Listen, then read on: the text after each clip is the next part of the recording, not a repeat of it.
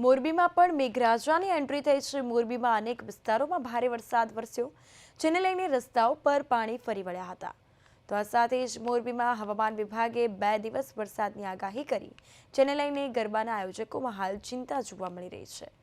તો મોરબીમાં વરસાદ ખાબક્યો છે, અનેક વિસ્તારોમાં ઝાપટા પડ્યા છે। ગરબા આયોજકોની ચિંતામાં હવે વધારો થયો છે। આ સાથે જ હવામાન વિભાગ દ્વારા જે પ્રકારે આગાહી કરવામાં આવી હતી કે 26 સપ્ટેમ્બરથી 2 ઓક્ટોબર સુધી વરસાદી માહોલ ગુજરાત રાજ્યમાં રહેશે, ત્યારે ગઈકાલે મોરબીમાં ધોધમાર વરસાદની શરૂઆત થઈ। ગરબા આયોજકોની ચિંતામાં વધારો થયો છે। નવરાત્રી વચ્ચે આ વરસાદ આવતા ખેલૈયાઓમાં પણ નિરાશા જોવા મળી છે। સાથે જ અનેક વિસ્તારોમાં વરસાદી ઝાપટા પડ્યા છે। ગરબા આયોજકોની ચિંતામાં વધારો થયો છે। આપને એ પણ જણાવી દઈએ કે મોરબી તેમજ આસપાસના કેટલાક ગ્રામ્ય પંથક છે કે ત્યાં ક્યાંક ધીમી ધારે તો ક્યાંક ધોધમાર વરસાદી માહોલ જોવા મળ્યો છે।